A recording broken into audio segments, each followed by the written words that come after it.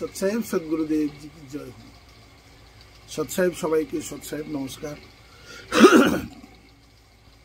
একটা কথা কি জানেন, সত্য যেটা যেটা সত্য সত্য কথা সত্য জিনিস, এটা সবাই সহ্য করতে পারে না, সবাই বিশ্বাস করতে পারে না। কেন? আজকাল কলিযুগে বলে সবাই মিথ্যা কথা বলে, মিথ্যার সাহারা নেই। কিন্তু চিত্রগুপ একটা আছে আমাদের শরীরে, সে পল পল তিল তিল সব লিখে, এটা ধর্মরাজের কাছে পৌঁছে যায়। যখন এই শরীরটা ছুটে যাবে,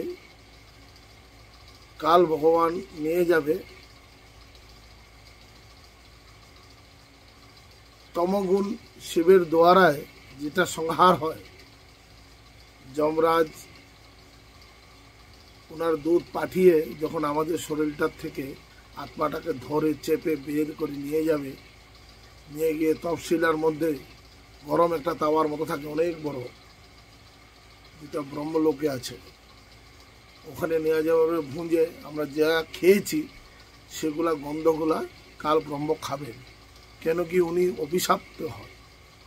রোজ 1 লাখ জীব আত্মা মনুষ্য শরীর ধারণ করা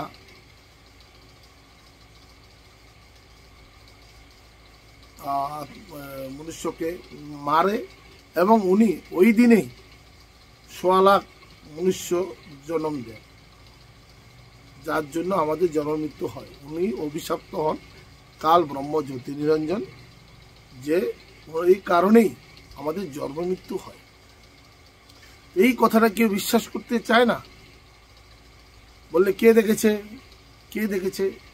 তো আমাদের গুরুজি সন্ত রামপালজি মহারাজজি বলেন যে আপনি দেখতে পাবেন, যখন কুমার আছে না, কুমার যে মাটির কাজ করে, ওর ঘরে যখন গাদা হয়ে জন্ম হয়ে আসবেন, সারাদিন শরীরের মধ্যে মাটির বোঝা টেনে দেবে, ক্যাঁট ক্যাঁট করবে, তখনই বুঝতে পারবেন যে হ্যাঁ কে দেখেছেন, আমি দেখছি। কেউ তো দেখে না, নিজেই দেখে। তো কাল ব্রহ্ম জ্যোতির্নিরঞ্জন কখনো চান না যে সৎ ভক্তি করে আমরা এখান থেকে পার হয়ে যাই। কিন্তু উনি যদি আমরা চলে যাই, উনি খাবে কি? উনি তো খায় আমাদের পুণ্য, পাপ পুণ্যর মাধ্যম দিয়ে উনি খান।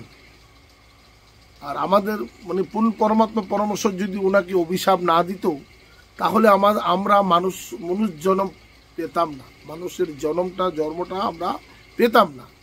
84 লাখ জুনির মধ্যে একটা জুনি মনুষ্য জুনি, আরেকটা এই তো মনুষ্য না বানিয়ে অন্য আরেকটা জীব জন্তু বানিয়ে দিত, বাস পার হতে পারতাম না। আমাদের গুরুজি সন্ত রামপালজি মহারাজজি বলেছেন, মনুষ্য শরীরটাই মোক্ষের দ্বার হন, মনুষ্য শরীরটাই মোক্ষের দ্বার হন। যে মনুষ্য শরীরে আসার জন্য দেবতারও পাগল থাকেন। তো আর মনুষ্য জনিতেই সদ্গুরু থাকেন, যে সদ্গুরু পরমাত্মা পরমেশ্বরের সাধনা করার এবং ভক্তি করা, পূজা করার বিধি বলবে, ভগবান কে হন, ওনাকে পাওয়ার বিধি কি। আমরা তো 33 করোড় দেবতাকে পুজি, ভক্তি করি।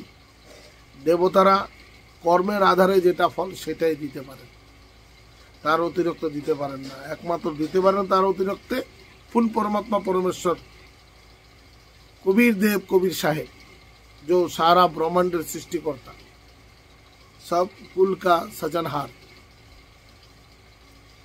सत्साहेब सदगुरुदेव की जय हो। यदि हमारे भिडियोटा भालो लेगे थाके लाइक कमेंट शेयर अवश्य करबेन। और सोशल मीडिया तो बोलছে एक दूसरे को मानी आमी यदि आपनार ভিডিওতে লাইক কমেন্ট শেয়ার করি তবে তো আগে বাড়বে, আর আপনিও করবেন, ওইভাবে চলছে। তাই আমি তো করে যাচ্ছি, এখন পরমাত্মা জানে আমারটা আগে কতটুকু সবার কাছে পৌঁছায় কিনা ভিডিওটা।